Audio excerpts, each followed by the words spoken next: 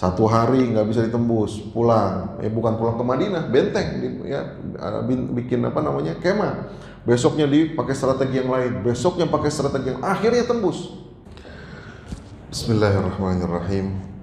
Assalamualaikum warahmatullahi wabarakatuh. Alhamdulillah wassalatu wassalamu ala Rasulillah wa ala alihi wa ashabihi wa mawalah. Asbahna wa asbahal mulku lillah walhamdulillahi la syarikalah. La ilaha illa huwa wa ilaihin nusyur. Asbahna ala fitratil Islam wa kalimatil ikhlas wa ala dini nabiyyina Muhammadin sallallahu alaihi wasallam wa ala millati abina Ibrahim hanifa wa ma kana minal musyrikin. Jamaah salat subuh yang dimuliakan Allah, alhamdulillah pada pagi hari ini Allah Subhanahu wa taala masih berkenan memberikan nikmatnya kepada kita sehingga kita dapat berkumpul melaksanakan salat subuh secara berjamaah. Kemudian nikmat yang kedua, kita dapat beriktikaf sambil menunggu waktu syuruk. Mudah-mudahan Allah Subhanahu wa taala memberikan pahala yang berlimpah bagi kita semua. Salawat dan salam marilah kita sampaikan kepada junjungan Nabi Muhammad sallallahu alaihi wasallam, kepada keluarganya, kepada para sahabatnya dan para pengikutnya hingga akhir zaman. Jamaah salat subuh yang dimuliakan Allah, berkenaan bulan ini adalah bulan Rabiul Awal. Masyarakat kita bukan hanya di sini tentunya secara umum di Indonesia maupun di seluruh dunia, biasanya kalau kedatangan Rabiul Awal ada sesuatu yang berbeda. Apa itu? Ada yang namanya Maulid Nabi Muhammad sallallahu alaihi wasallam. Maulid ini adalah dikatakan kelahiran kelahiran Nabi Muhammad sallallahu alaihi wasallam. Tentu beberapa masyarakat kita bahkan sebagian besarnya banyak yang memperingati Maulid Nabi Muhammad sallallahu alaihi wasallam. Tentu tujuannya adalah ingin mempelajari sirah nabawiyah, meningkatkan kecintaan kepada nabinya, dan ingin mendapatkan teladan atau uswatun hasanah yang ada pada diri Rasulullah sallallahu alaihi wasallam. Karenanya pembahasan kali ini kita ada kaitannya dengan Maulid dan apa-apa sunnah-sunnah yang Rasulullah sallallahu alaihi wasallam ajarkan kepada kita.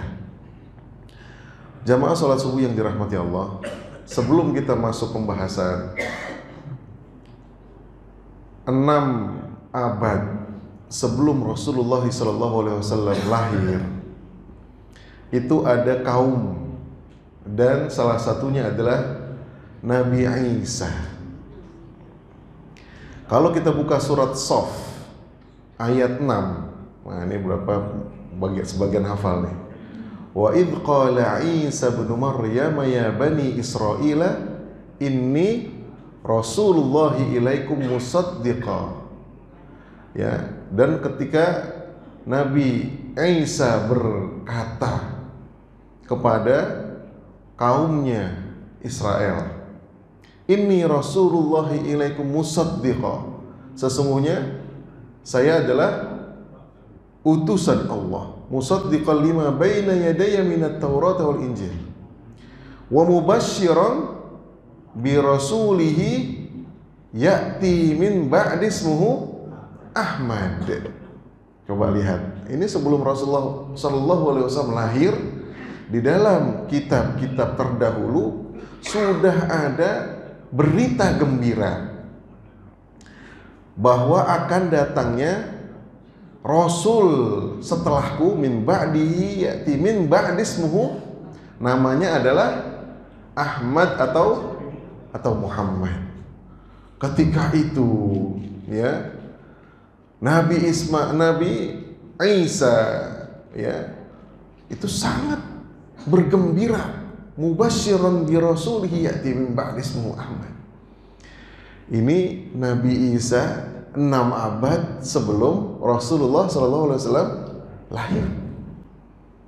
Coba ya, kita pengen bayangin dulu nih, ada kaum-kaum sebelumnya yang belum ketemu dengan Rasul, belum tahu Rasulullah SAW tindak tanduknya, ya, baru dikabarin doang gitu ya.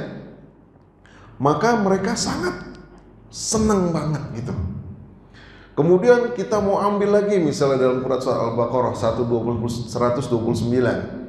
ya, ketika Nabi Ibrahim dan Nabi Ismail membangun Ka'bah. Ya. Coba ketika membangun Ka'bah, ya, pondasinya dibangun, kemudian Ka'bahnya ditumpuk-tumpuk pakai batu, Masya Allah, syukran. Ya. Kemudian mereka berdua berdoa kepada Allah.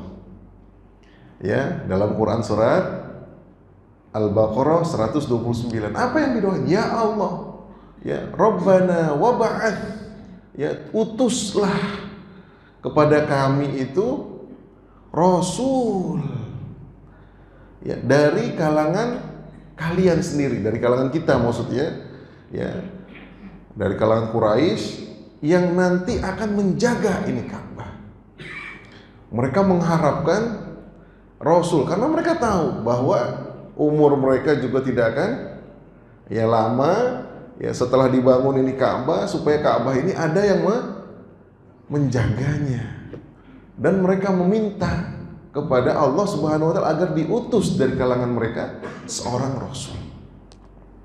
Ini adalah kaum-kaum sebelum Rasulullah sallallahu alaihi wasallam mengharapkan kehadiran Nabi Muhammad sallallahu alaihi wasallam. Lantas ya kita nih kan Nabi, kita ini adalah umatnya Nabi Muhammad. Walaupun kita kagak ketemu, tapi kita mengetahui tindak tanduknya Rasulullah sallallahu alaihi wasallam. Seandainya Rasulullah sallallahu alaihi wasallam walau kana bainana, ya. Seandainya Rasulullah sallallahu alaihi wasallam ada di antara kita. Datang misalnya ya, kira-kira apa yang akan dipikirkan oleh Rasulullah SAW atau apa yang akan dirasakan oleh Rasulullah SAW melihat umatnya ya pada apa ya, pada caci maki, ya, tajasus, kemudian memfitnah, bahkan lebih dahsyat daripada itu, saling menyakiti dan saling membunuh. Padahal kita tahu ya secara global misalnya orang-orang yang di luar Islam terus-menerus menghancurkan Islam dari semua sisi. Dari sisi militer, ya, saudara-saudara kita di Palestina misalnya. Ya, kita aja nggak ngerasain, tetapi sebetulnya ada tuh perang yang lebih dahsyat juga kerusakannya daripada perang militer. Yaitu perang pemikiran, ghazul fikr. Bagaimana mereka menciptakan satu aplikasi yang aplikasi tersebut bisa melalaikan kita. Sahih? Bahkan ada aplikasi ya yang sampai orang itu bermusuh-musuhan. Ya, judi online, aplikasi itu. Dulunya judi itu ketemu, kalau judi online nggak perlu ketemu. Tinggal top up, tinggal geser aja touch screen. Dan itu membuat kaum muslimin atau kaum ya, masyarakat di Indonesia terlibat dengan judi online tersebut. Coba, kira-kira apa yang akan dirasakan oleh Rasulullah SAW? Karenanya ya kita yang masih diberikan kesempatan oleh Allah Subhanahu wa taala dalam bulan yang kita katakan adalah spesial ini saatnya kita membangkitkan diri kita, membangkitkan masyarakat kita untuk apa? Untuk kembali mencintai Rasul dengan sesungguhnya. Jadi ada orang yang mencintai Rasul dengan cara masing-masing. Ada yang misalnya memperingati dengan ya peringatan Maulid misalnya. tapi sholatnya kagak. Ada yang begitu? Ada. Pokoknya maulid di mana aja di jalan itu. Allahu Akbar, entar. Waduh. Nah ini yang salah ini. Ya maulid kecintaan kepada kita mengikuti itu. Ini apalagi adalah ya adat muhakkamah. Adat yang baik. Ya adat, Anda katakan adat yang baik yang kita bisa ya tradisikan ya selama itu tidak bertentangan dengan syariat. Ya, pernah Anda berikan contoh misalnya dalam nikah, dalam akad nikah, ya, yang namanya rukun itu adalah harus terpenuhi, betul ya Bu ya? Rukun nikah ya Bu ya? Rukun nikah apa aja Bu? Ya, ada pengantin pasti ya, pengantin laki-laki, pengantin perempuan, kemudian ada wali, betul ya Bu ya? Kemudian ada akad nikah, betul ya? Ada yang wajib, apa tuh? Mahar, betul ya Bu ya? Nah, ya maka ditanyain mana maharnya, ada di sono, ambil dulu, begitu kan ya? Taib, walaupun ya Anda katakan mahar itu wajib, tapi sebetulnya yang dibawa oleh pengantin laki-laki emang mahar doang? Mahar doang nggak Bu? Biasanya ada bawa-bawaannya nggak tuh? Ya, entar roti buaya, ya, entar apa lagi? Ya peralatan gitu ya yang dibutuhkan oleh pengantin wanita, ya baju misalnya, sepatu misalnya, ya dan seterusnya. Coba kalau nggak ada sama sekali, kosongan aja, kira-kira gimana? Gimana Bu? Ini orang gimana sih nih? Kagak ngerti adat aja, begitu akhirnya. Walaupun itu ada, ya apa sih namanya, seserahan ya? Seserahan gitu ya, seserahan. Walaupun seserahan kagak masuk rukun, nggak masuk yang wajib, tapi kalau kagak ada sama sekali, ini bagaimana sih nih? Laki-laki bagaimana, keluarganya kagak ada yang paham nih, misalnya. Ya nggak? Makanya itu akhirnya dilestarikan. Dan ini adalah satu yang baik. Dia adalah sunnah Rasulullah SAW. Karena apa? Kalau diniatkan dengan hibah, hadiah, hibah, bukan wasiat. Kalau wasiat udah meninggal dikasihnya ya. Hibah dikasih saat masih hidup, maka dia menjadi sunnah Rasulullah SAW. Kata Rasulullah SAW, tahaddu tahabbu, saling memberikanlah kalian hadiah, maka kalian saling akan mencintai. Ya, nah jadi walaupun itu kita katakan tadi adat, ya maulid ini adalah adat, ya karena Rasulullah SAW dan para sahabat tidak melakukannya. Tetapi karena ini sudah menjadi adat yang baik, selama dia tidak bertentangan syariat, nggak ada masalah. Apalagi yang dikaji adalah sirah nabawiyah misalnya, memperingati bagaimana Rasulullah SAW mulai berdakwah, seperti apa perjuangannya, bagaimana ya ujian-ujiannya, kemudian bagaimana Rasulullah SAW ya mengkondisikan masyarakatnya ketika itu dan mengkondisikan sahabatnya ketika itu. Nggak bisa lagi nih di Mekah, bagaimana hijrah ke Habasyah, ya nggak bisa lagi akhirnya dihijrah ke Madinah. Nah ini kan semua adalah ya bagaimana Rasulullah SAW mengkondisikan para sahabatnya. Jamaah salat subuh yang dimuliakan Allah, tentu ya dengan ya masih di dalamnya bulan Rabiul Awal ini ya sudah semestinya kita ya memperingati kelahiran Nabi Muhammad SAW dengan mendudukannya dengan sebenarnya, yaitu dengan mencintainya ya dan menghidupkan sunnah-sunnahnya. Dalam surat Ali Imran, Qul in kuntum tuhibbunallaha fattabi'uni yuhibbukumullah wa yaghfir lakum dzunubakum. Kalau kalian cinta, kalau kalian mengatakan cinta kepada Allah, maka ikutin saya. Ikutin saya. Saya ini siapa nih? Rasulullah SAW. Bahkan dalam surat Al-Ahzab, ya Allah Subhanahu wa taala mengabadikan Rasulullah SAW itu adalah uswatun hasanah. Laqad kana lakum fi Rasulillahi uswatun hasanah. Uswatun hasanah apa artinya? Bukan nama ya Bu ya. Ada Bu namanya uswatun hasanah. Teladan, suri tauladan yang baik, yang bisa dijadikan contoh. Nah, kita kembali lagi ke masyarakat, suri tauladan ini siapa nih? Ya, ada poster-poster gede-gede nih, main bola, ada tukang main motor, apa namanya, motor apa sekarang lagi, motor GP ya. Oh, ya, di sini misalnya di handphone ada screen, apa namanya tuh, artis Korea misalnya. Nah, apakah nanti ya idola-idolanya ini akan menyelamatkan dia dari siksaan-siksaan atau dari ujian-ujian ketika di padang mahsyar? Lah, hanya Rasulullah SAW yang diberikan izin untuk memberikan syafaat kepada hambanya, kepada umatnya. Karena kita kembalikan ya, yang namanya sirah nabawiyah kita baca lagi, kemudian yang namanya suri tauladan ya kita dalamin lagi dalam surat Al-Qalam, wa innaka la'ala khuluqin azim.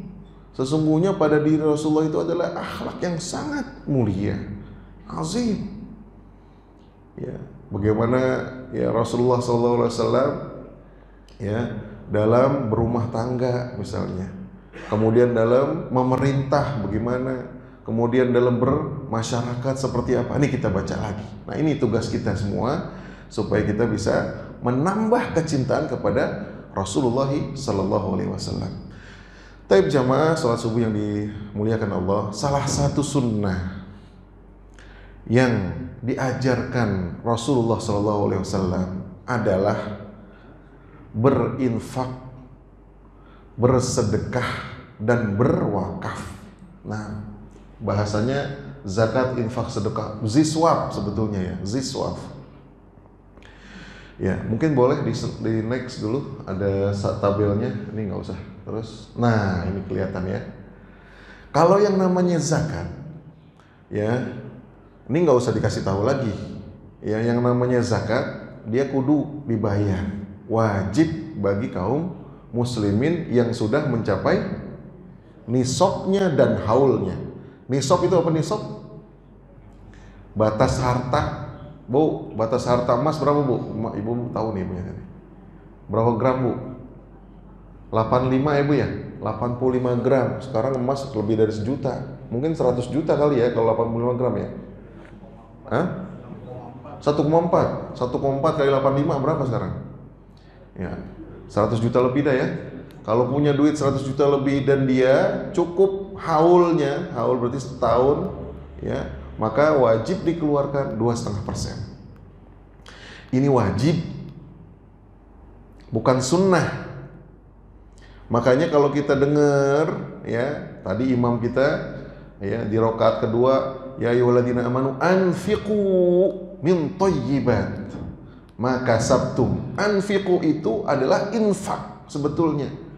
Tapi di sini jadinya fiil amr. Walaupun di situ katanya infakkanlah, tapi yang namanya fiil amr ya, itu jadinya wajib. Maka walaupun di situ kata-katanya infak, tapi sebetulnya artinya wahai orang-orang yang beriman, berzakatlah kalian dari apa-apa yang Allah berikan kepada kalian. Ayat itulah yang menjadi pembolehan ya apa namanya zakat profesi. Zakat gaji. Kan kalau kita tahu ya zakat itu kan cuma 2 modelnya, jenisnya. Yang satu zakat fitrah, yang satu zakat mal. Zakat mal dibagi lagi menjadi 5. Zaman dulu orang kaya cuma punya 5 itu doang. Zaman dulu. Apa aja tuh 5? Zakat pertanian. Ya, dulu orang punya pertanian kaya. Sekarang belum tentu. Ya, bangkrut mulu. Pupuknya mahal misalnya, habis panen harganya ya waduh nukik, wah dibuang-buang ke sungai ya. Kesian petani kita nih. Pertanian, terus apa lagi? Perdagangan, peternakan, apalagi? Rikaz ya, barang temuan, satu lagi apa? Begitu tadi, emas dan perak ya, emas dan perak. Jadi kalau punya yang 5 ini dan melebihi nisabnya, melebihi haulnya, wajib dibayarkan zakatnya. Terus gimana dengan apa namanya zakat-zakat yang lain? Zakat misalnya zakat tadi ya, zakat profesi, kemudian ada lagi disebut zakat saham dan seterusnya. Nah, ini adalah ijtihad para ulama yang mengatakan itu adalah salah satu ya pencarian atau ma'isyah yang baik. Karena kalau di kota-kota besar sekarang itu hampir tidak ditemukan lagi yang namanya pertanian, ya Pak ya. Pertanian di kota besar ada emang? Ya kagak ada. Apalagi peternakan, diusir sama orang. Baunya nggak kemana-mana, nggak ketulungan tuh baunya. Sehingga ya banyak yang bergeser. Ya, sehingga orang-orang yang mempunyai harta dalam bentuk lain, dia dipakailah ayat yang tadi. Anfiqu, infakanlah apa-apa, ya apa-apa, makasabtum mimma akhrajnakum minal ard. Ya apa-apa yang kalian peroleh ya baik dari dalam bumi dan seterusnya. Nah, ini yang memperbolehkan sehingga para ulama kontemporer mengambil zakat ya, zakat profesi dan zakat-zakat yang lain. Ini yang wajib. Ya. Wa aqimus shalah wa atuz zakah. Berapa kali disebutin dalam Al-Qur'an? Tentang zakat ini di berapa dikali? 82 kali disebutin. Kalau kita belajar balaghah ya, dalam ilmu Al-Qur'an dan tafsir, semakin banyak disebutkan dalam Al-Qur'an mesti ada maknanya. Apalagi digandeng terus dengan kewajiban sholat. Nggak mungkin itu nggak ada maknanya. Pasti sangat penting. Ya, itu zakat. Kemudian infak, sedekah dan wakaf. Apa bedanya infak, sedekah dan wakaf? Semuanya ini adalah tidak wajib. Ini adalah sunnah. Ya, kalau sunnah berarti apa artinya? Kalau sunnah dikerjakan dapat pahala. Ya, dikerjakan dapat pahala, nggak dikerjakan nggak ngapa-ngapa. Ya, makanya dia hukumnya adalah sunnah, waktunya bebas, kriterianya umum, mustahiknya semua orang boleh. Kalau zakat nggak boleh. Ya, siapa aja orang yang berhak? Ada 8. Innamas shadaqatu lil fuqara wal masakin ila akhirih. Kalau sedekah, infak, siapa aja kita keluar dari masjid kita mau kasih siapa aja, itu namanya infak. Ada orang di depan masjid, ya saya kagak ada duit nih, ya kayak saya kasih senyuman, namanya sedekah. Tabassum ila wajhi akhika as-sadaqah. Kita cengerin aja dia. Alhamdulillah. Tapi jangan cenger-cenger mulu, ntar kata lain lagi urusannya. Ya enggak? Dan yang terakhir adalah wakaf. Wakaf ini apa? Pemberian juga dari masa hidup, tapi pengkhususannya untuk Allah Subhanahu wa ta'ala. Bukan kepada individu, tetapi dia diperuntukkan untuk kemaslahatan kaum muslimin. Persentasenya zakat itu ada yang 2,5%, ada yang 5%, ada yang 10%, ada yang 20%. Ya, tergantung. Yang 2,5% biasanya emas, ya. Kemudian gaji 2,5%. Yang 5% pertanian yang pakai irigasi sendiri. Kita bangun irigasi sendiri itu 5%. Kalau yang 10% yang yang diairi air hujan, nggak susah gitu Pak ya. Yang 20% apa yang 20%? Rikas, zakat tambang, ya zakat tambang. Apalagi di situ juga nanti dibeda-bedain. Tambang itu ada yang tersingkap, ada yang perlu alat alat eksavator ya, untuk gali, untuk segala macam. Ini yang mana? Kalau yang tersingkap tinggal comot aja di atas permukaan, nah itu yang 20%. Nah ini ya ada di dalam kitab Fiqhuz Zakah. Ya kita nggak bahas itu sekarang karena panjang ya. Perantaranya, nah kalau zakat itu ada amilnya. Amil itu adalah orang yang ngurusin zakat. Kalau dalam Fiqhuz Zakah, yang namanya amil ini dia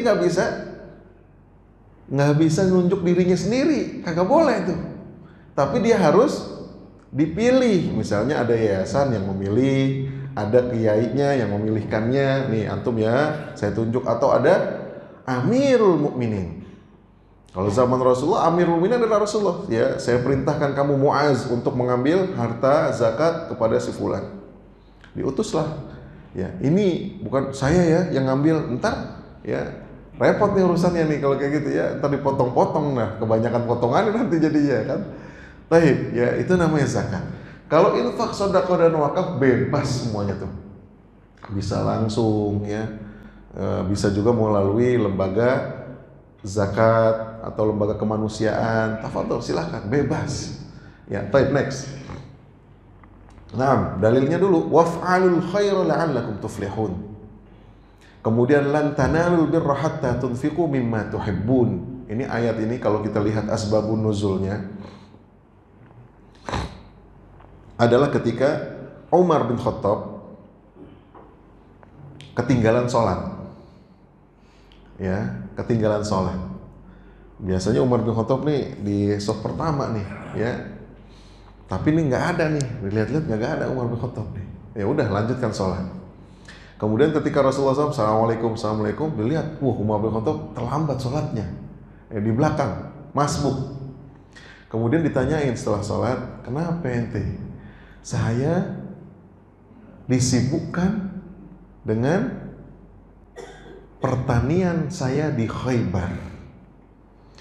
Ya, di Khaybar ketika kaum muslimin menyerang benteng-benteng Khaybar, itu tempat pendudukan orang Yahudi terakhir. Ini kalau kita belajar sirah, benteng Khaybar ini adalah tempat berlindungnya orang-orang Yahudi yang berkhianat kepada Rasulullah. Bani Quraisyah, Bani Qainuqa, Bani Mustalik. Pemimpin-pemimpinnya pada larinya kemana? Ke benteng Khaybar. Kenapa benteng Khaybar? Karena benteng Khaybar adalah benteng yang paling kuat ketika itu. Ya, mungkin kalau kita bayangin, kalau kita pernah nonton film-film jadul, film-film Romawi gitu ya, yang ada benteng yang gede-gede, betul ya? Kan kayaknya susah banget tuh ditembus. Nah, kayak kira-kira begitu. Dan itu bukan satu benteng, bukan satu tempat. Jadi kalau satu ditembus, ada 2, ada 3, sampai 7. Coba bayangin, sampai 7 lapis. Kalau ditembus 1, ya harus tembus kedua, 2, ketiga, begitu. Nah, di Khaybar itu, ya ternyata kenapa banyak perlindungannya, banyak lapisan-lapisan keamanannya? Ternyata tanahnya itu sangat subur. Ya, dan terkenal dengan perkebunan kurmanya. Saat itu Rasulullah SAW mengepung Khaybar dan akhirnya menaklukkan Khaybar. Makanya pernah ada yel-yel, ya, yel-yelnya itu gimana? Khaybar, ya Yahud, Jaishu Muhammad saufa ya'ud. Apa artinya? Wahai penduduk Khaybar, orang-orang Yahudi, ya sekarang kami kagak bisa menembusnya. Jaishu Muhammad saufa ya'ud. Pasukan Muhammad besok akan kembali. Tuh. 1 hari nggak bisa ditembus, pulang. Bukan pulang ke Madinah, benteng, ya, bikin kemah. Besoknya dipakai strategi yang lain, besoknya pakai strategi yang akhirnya tembus.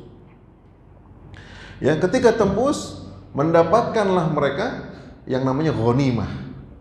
Dan para sahabat dibagikan ghanimahnya. Di antara ghanimahnya adalah perkebunan kurma. Bayangin, kebun kurma di tempat yang subur, ya. Ketika itu satu pohon kurma itu ya bisa menghasilkan sampai 60 sampai 100 kilo. Satu pohon kurma. Ya. Sekarang ada yang jualan kurma nggak di sini? Kita pengen tahu nih harganya berapa duit nih. Kurma yang paling mantap dah. Hah? Ya, sekilo berapa sekilo? 300 mahal juga ya, 300.000 sekilo. Ya, oke. Misalnya Pak, ya, siapa jualan kurma ini? Oh, ini ada. Ya, anggap aja setengahnya dah ya, 150.000 misalnya dah. Kalau kali ya 100 kilo satu pohon, ya, satu pohon sekali panen, 100 kilo kan tahu ya, ininya kan bercabang-cabang tuh. 100 kilo kali 150.000 berapa duit tuh? 15 juta satu pohon. Ya, ini berhektar-hektar. Bayangin ya, berhektar-hektar, semua pohonnya itu menghasilkan. Gimana itu kalau kita ntar dulu dah, ya kan? Apa juga ntar dulu, kenapa? Panen dulu nih. Begitu yang terjadi sama Umar bin Khattab. Kata Rasulullah SAW, ente suka sama itu? Waduh, ini harta yang paling saya cintai. Makanya turun tuh. Lan tanalul birra hatta tunfiqu mimma tuhibbun. Kita itu diuji kalau apa yang kita suka itu hilang, betul nggak? Yang kita sukain, yang kita cintain, dia hilang. Wah, sedihnya luar biasa. Tapi sesuatu yang nggak kita cintain, yang udah bekas pakai misalnya, hilang. Kira-kira gimana perasaan kita? Biarin dah, betul ya? Begitu juga ketika kita menyimpan itu barang. Pernah Anda sampaikan, ya, kalau barang-barang yang mewah, kalau ibu-ibu emas bu ya, barang-barang yang bagus, ya. Kalau bapak-bapak apa nih bapak-bapak? Handphone ya, isinya ya bagus ya. Misalnya apa? Apa ya? Kalau laki-laki apa biasanya? Barang-barang yang disukain banget gitu. Jam tangan, ya, perhiasan juga ya. Jam tangan misalnya, aksesoris, ya, mahal banget ini harganya. Emas juga begitu, bernilai sekali harganya. Biasanya kita simpan di mana itu? Di rumah, ada safe deposit box, ya, di luar, ya, di bank misalnya, atau di rumah. Di rumah nggak mungkin kita taruh di, ya, ruang keluarga di atas meja, nggak mungkin, ya nggak? Ntar hilang, ntar jatuh dimain bocah, hilang tuh, ya. Maka biasanya udah di rumah, disimpan lagi di kamar, disimpan lagi di lemarinya ada lagi apa lagi bu? Brankas misalnya. Wah, ilaha illallah. Itu luar biasa tuh. Begitu fitrahnya seseorang kalau mencintai sesuatu barang, dia nggak mau hilang itu barangnya. Begitu bukan Pak? Bu ya, begitu. Nah, kan iya katanya, ya. Jadi memang sunnatullahnya seperti itu. Terbalik, kalau kita misalnya bandingkan dengan barang-barang yang kita nggak udah sukain, udah kita pakai, udah rusak misalnya, biarin dah, ditaruh depan rumah, betul ya? Depan rumah, depan pagar kita taruh, biarin dah dia dibawa sama tukang sampah misalnya, atau tukang yang nimbang-nimbang itu, betul? Tukang pulung, ya, ditimbang. Biarin dah, nggak apa-apa, nggak usah diduitin juga nggak apa-apa dah. Bedain tuh barang baru, ya, misalnya bapak-bapak suka sepeda yang baru nggak bakal taruh depan pagar, ingat, pagar hilang, pasti di dalam pagar atau di dalam rumah dimasukin, gitu ya.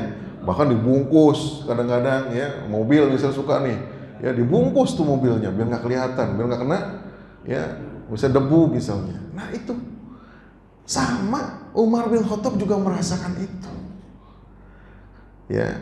Jadi ketika dia panen, ya, padahal dia mungkin udah set waktu, ya, hari ini saya panen, tapi nanti asar udah di tempat. Ternyata namanya panen mungkin dia kedemenan, ya, dia ngeliatin orang lagi panen, kita lagi tekan kontrak, ada duitnya banyak, gimana kira-kira?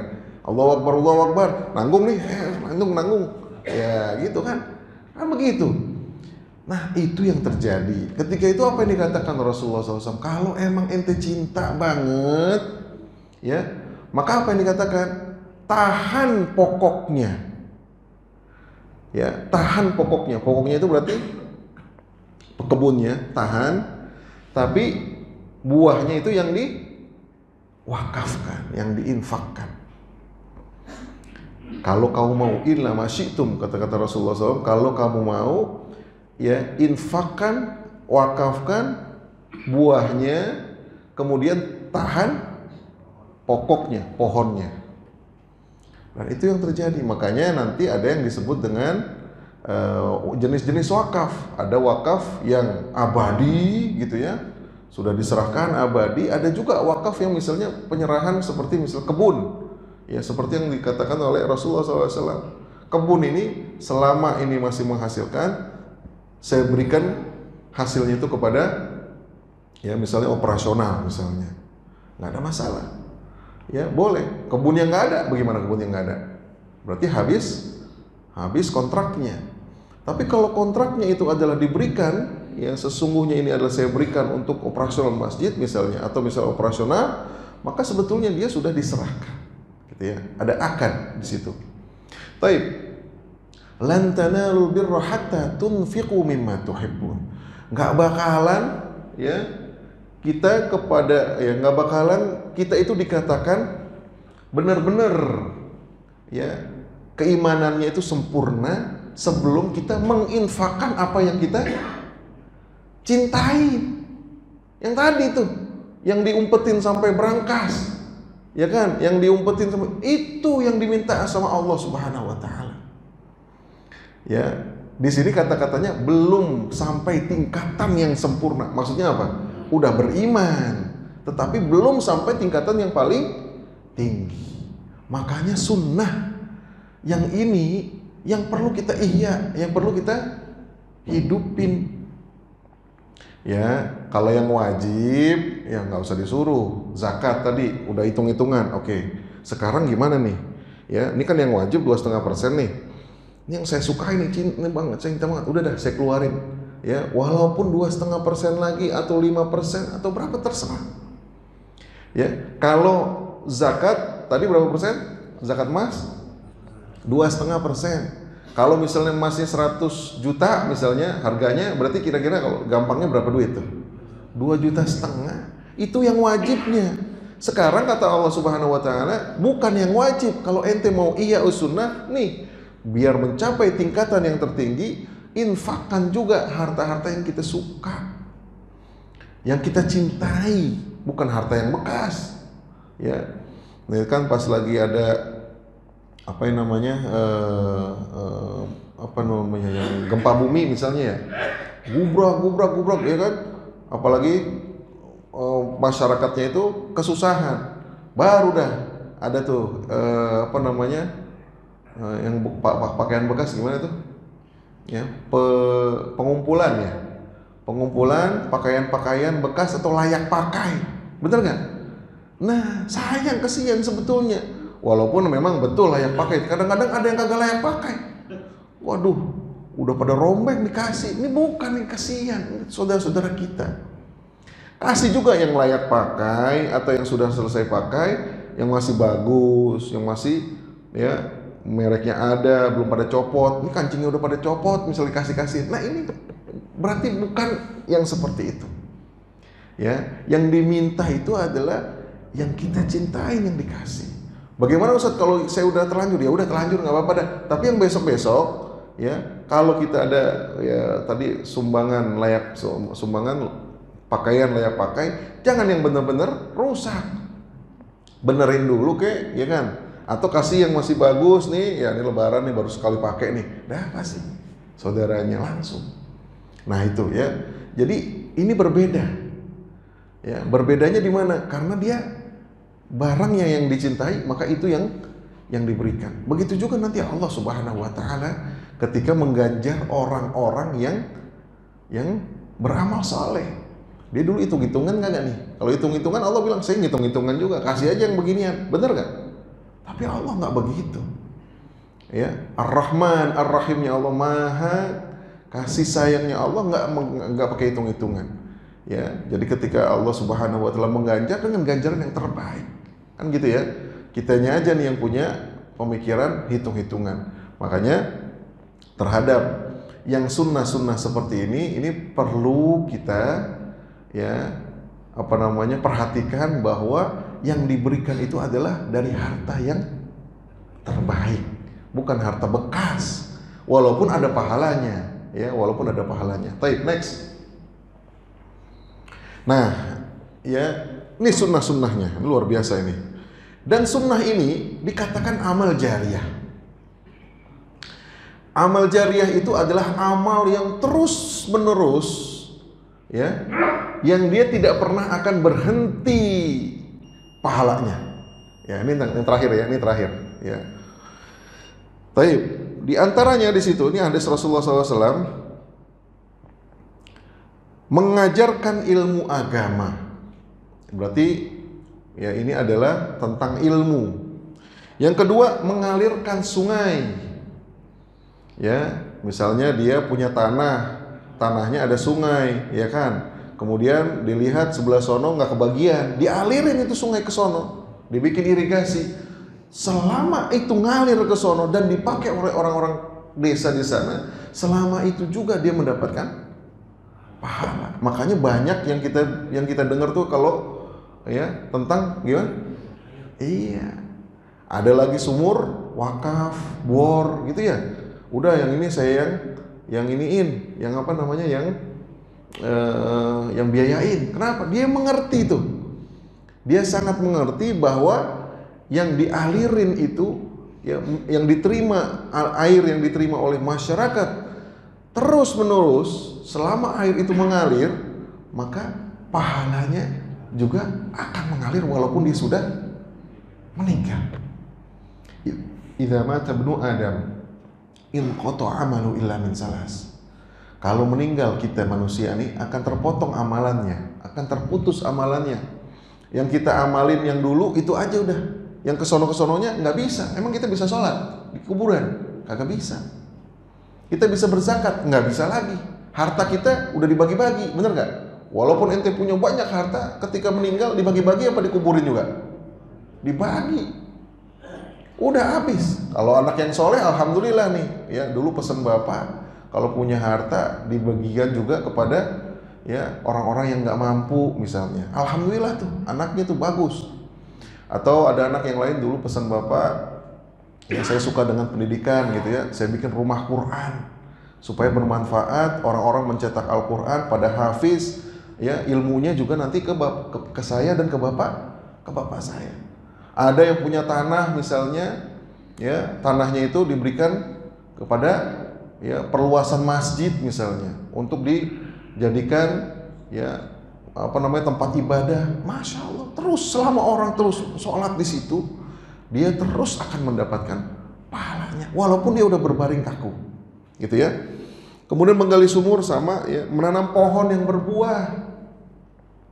Buahnya selama dapat dinikmati oleh orang atau hewan, maka dia mendapatkan pahalanya. Bahkan bukan cuma buah ya. Orang ngadem kepanasan, orang ngadem di bawah pohon. Gara-gara kita diriin pohonnya gede gitu ya, bisa menjadi tempat orang bermain, tempat orang ya apa namanya beristirahat, dapat juga pahalanya. Masya Allah ya. Ya. Bahkan kalau secara kimia ya, pohon itu ternyata mengeluarkan apa itu? Oksigen, seger ya, seger. Ya, jadi daun-daun itu mengeluarkan ya yang dibutuhkan oleh kita. Ya, nah kan itu kan artinya sebetulnya setiap orang yang bernafas, ya dan dia mendapatkan manfaat itu, kita juga yang memberikan pohon atau mendirikan pohon mendapatkan pahala. Kemudian membangun masjid, tadi sudah ya, membangun masjid atau melebarkan masjid atau mengisi fasilitas-fasilitas masjid, dan masjid tersebut terus dipakai oleh orang yang sholat, luar biasa pahalanya. Ya, ini kalau menurut Anda yang paling dahsyat ini sebetulnya masjid sama rumah Quran. Ya, masjid itu setiap azan, sholat fardu itu ada yang sholat nggak tuh? Pasti ada yang sholat. Masjid itu nggak bakalan sepi. Semakin ke sono semakin banyak, mudah-mudahan ya. Semakin ke sana semakin banyak. Ini mungkin segini. Dulunya segini nggak nih masjid? Mungkin lebih kecil ya. Lah pasti itu. Ya. Dia makin melebar, makin ke atas, ntar ke sono kemari ya. Kalau ada yang dijual mungkin dilelang lagi, betul Pak ya. Ada misalnya, Ustadz saya mau mau pindah misalnya, mau hijrah ya, tanah yang di sebelah masjid saya mau jual, tapi saya prioritaskan kepada masjid. Kalau misalnya masjid mau beli, ya masjid pasti akan mengatakan insya Allah kita beli. Kenapa? Karena dia perluasan dari masjid. Kan nggak bisa masjid dipotong-potong, habis dari sini ke sono. Tapi justru ya yang paling dekat dengan masjid dulu dilebarin. Ya itu masjid. Selama orang melakukan sholat fardu di masjid, maka dia pasti akan mendapatkan pahalanya. Itu yang sholat fardu. Belum yang sholat sunnah, belum yang tilawatul Quran, belum yang i'tikaf. seluruhnya dia mendapatkan. Begitu juga orang yang tadi ya di rumah Quran, dia mempelajari Al-Quran, dia menghafal Al-Quran, kemudian dia keluar dari masjid, dari rumah Quran tersebut dengan ilmunya, dia mengajarkan lagi. Masya Allah, luar biasa. Itu yang disebut dengan amal jariyah. Amalnya itu berterusan terus, dia nggak berhenti. Mewariskan mushaf atau membelikan mushaf ya mushaf Al-Quran untuk dipelajari, untuk dibaca. Makanya kalau kita ke Madinah, ke Mekah itu ada, kita lihat Al-Quran banyak banget ini. Di situ waqfulillah, wakaf untuk Allah Subhanahu wa Ta'ala. Boleh nggak kita bawa pulang? Kalau kita kagak jual boleh.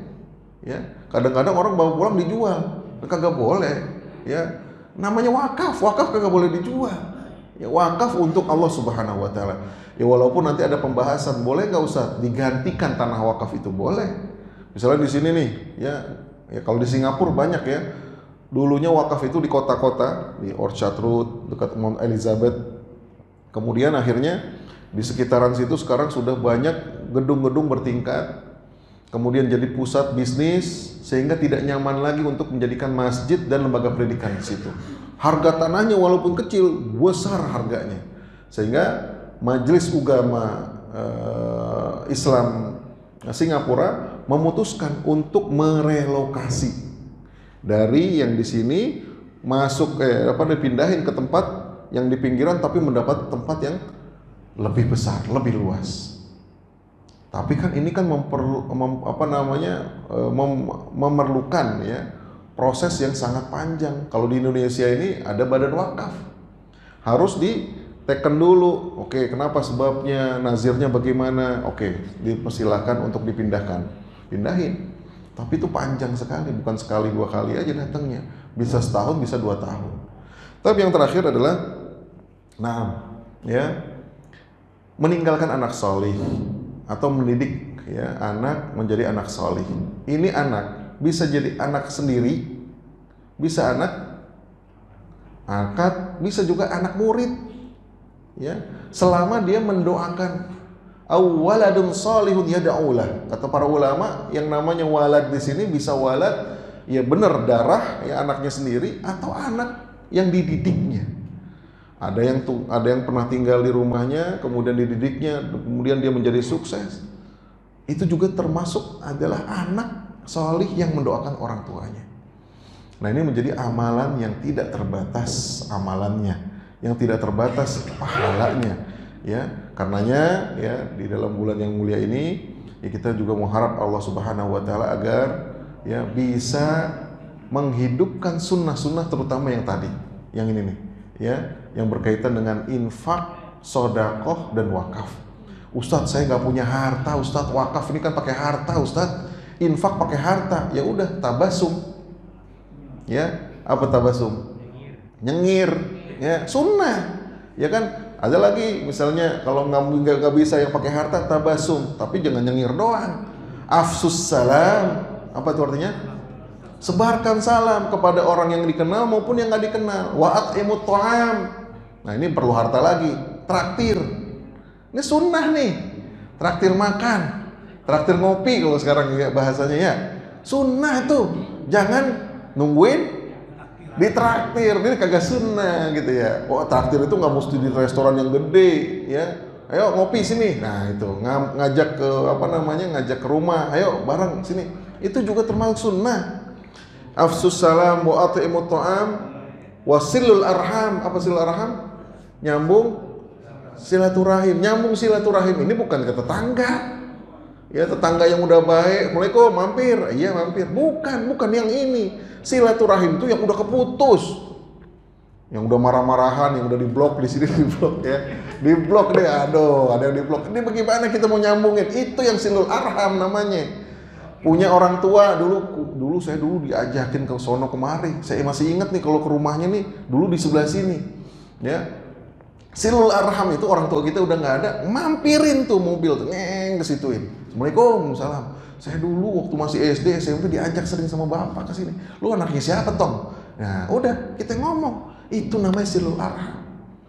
Bukan silul arham yang udah di sini nih, yang di jamaah kita mampirin lagi. Ya itu mah bukan, itu namanya memperkuat jalinan. ya, keakraban itu namanya silaturahim, menyambung yang putus.